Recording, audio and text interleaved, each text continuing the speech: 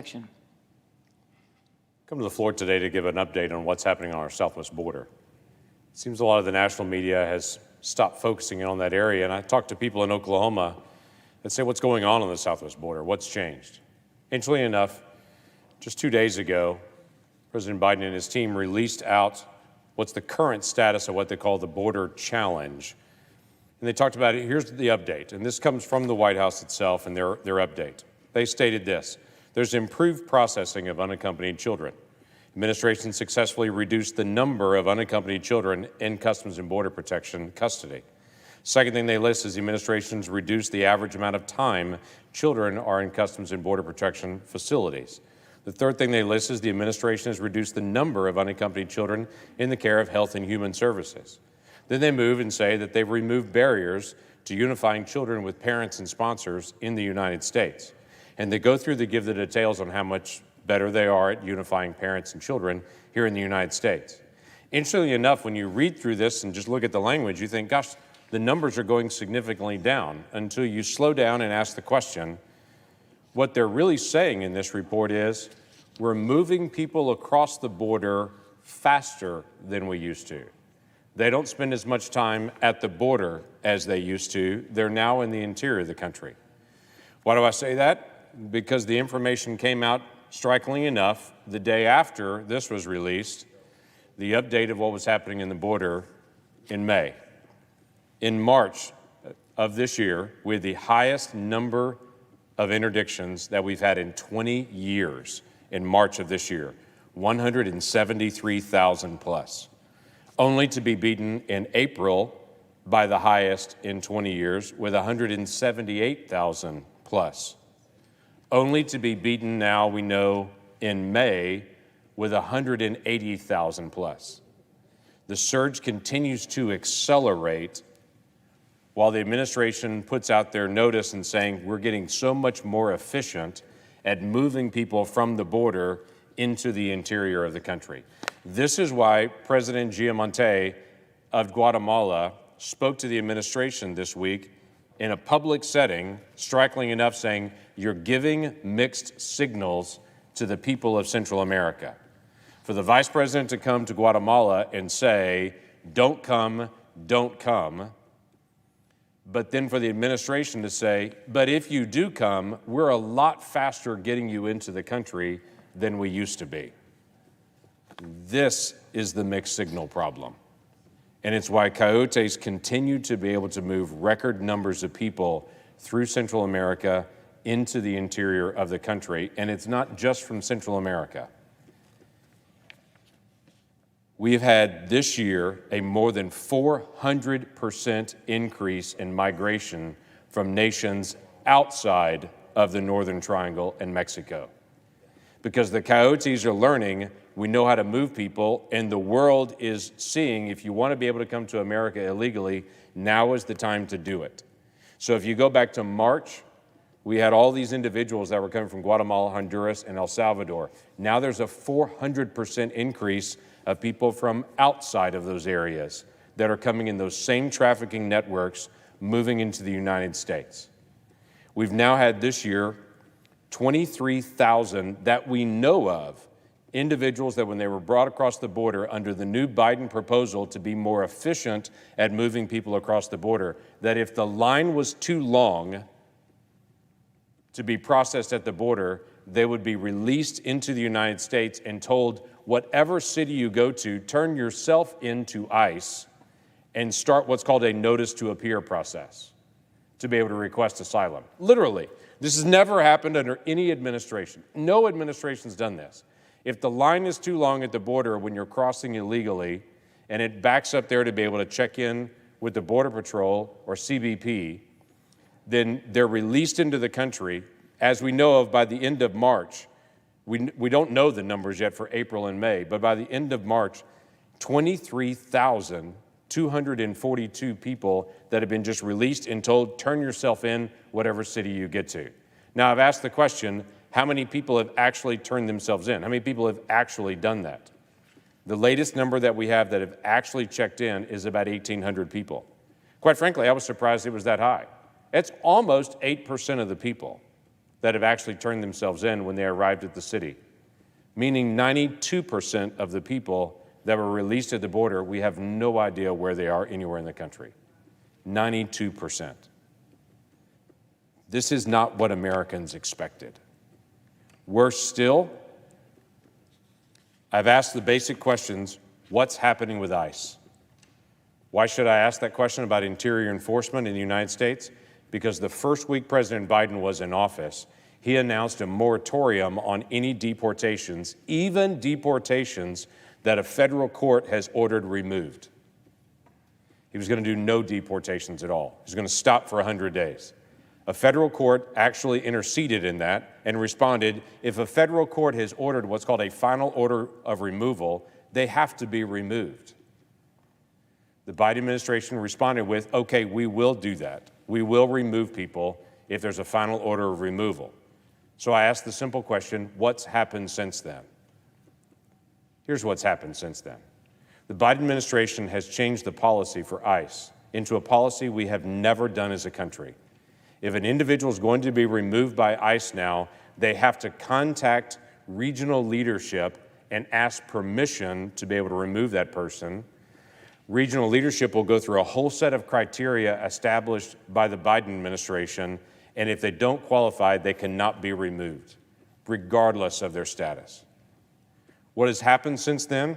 Last month, there were only 3,000 people in the country removed.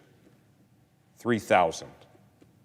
That's the lowest number we've had on our records.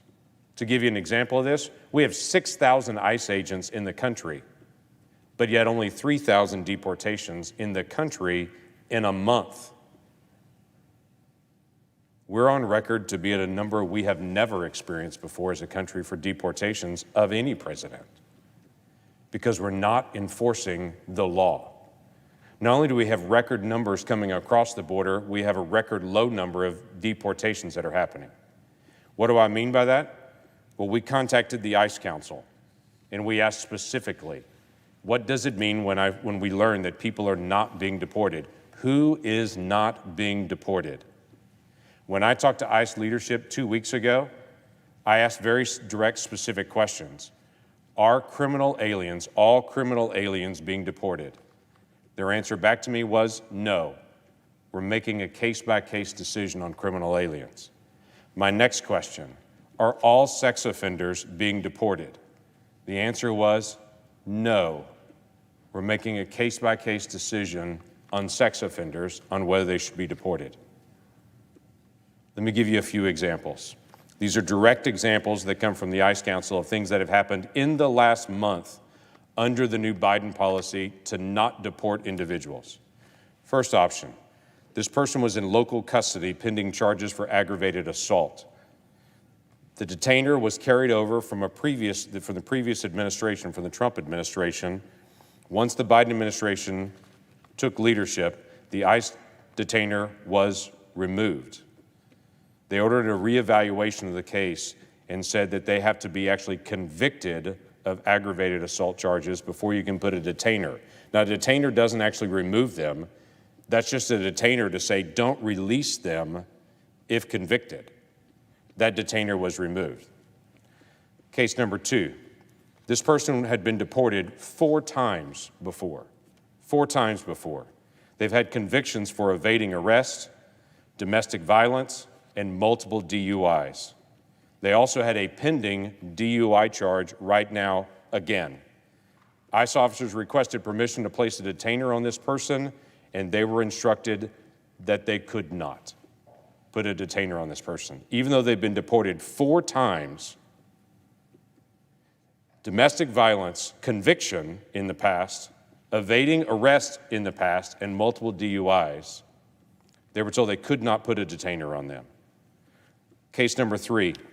This is actually an ICE fugitive that has a court-ordered final order of removal. Remember when I mentioned that earlier? That a federal court said you do have to deport these individuals? Well, guess what? That's actually not occurring. ICE officials made a request for someone who had an aggravated assault, and they were told that they could not do it unless they went through a lengthy, long process. They started through the process, and by the time all the paperwork was done, that person had already bonded out and they are gone. They're at large. Case number 4. This individual had illegally entered the country. They had local charges for rape of a child. ICE officers were prohibited from placing a detainer on them, saying that they hadn't been convicted yet. So they couldn't even put a detainer pending their conviction to remove them. Case number 5. This person had already been deported before, have a conviction for a sex offense against a child in sexual battery. ICE officers requested permission to make an arrest on this individual, but ICE management denied the request based on the new Biden priorities. That person is on the street right now. Case number 6. This person's been deported twice already. They're pending charges right now, though they've been deported before. They have pending charges on them right now for distribution of heroin, aggravated assault, endangerment of a child, and failure to stop or to respond to a command of police. Here's what happened. A criminal informant advised police that this individual had arranged to sell him a quarter pound of heroin. By the way, that's a lot. When the subject appeared at the designated location, the police attempted to arrest this individual, but instead, the person illegally present in the country attempted to ram the police with his car, almost hit a police officer who was standing outside of his vehicle. The person was arrested. The subject did have a quarter pound of heroin in their possession.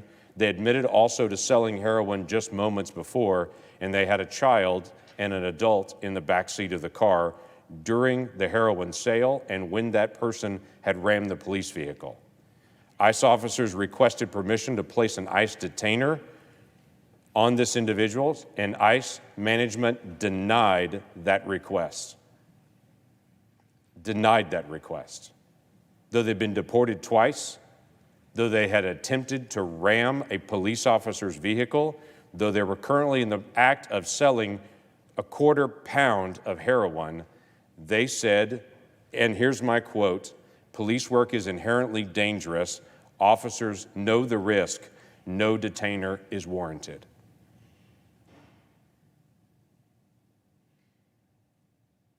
What are we doing?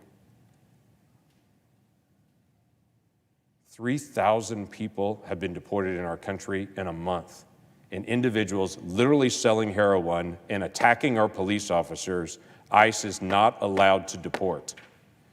Individuals in this country that are currently pending charges on sexual abuse of a child are not being deported, not even a detainer to be able to hold them. Is this what America wanted? It's certainly not what the people of Oklahoma want.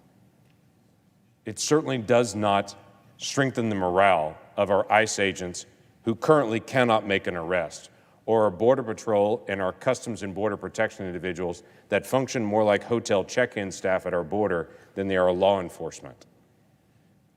This is not creating a stable environment in America.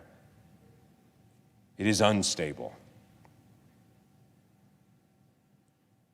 This has got to stop. This is not a radical request of the administration. It is a simple statement. Follow the law.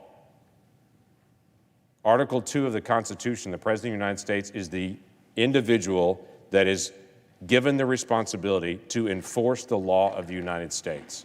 The law is clear in all of these areas.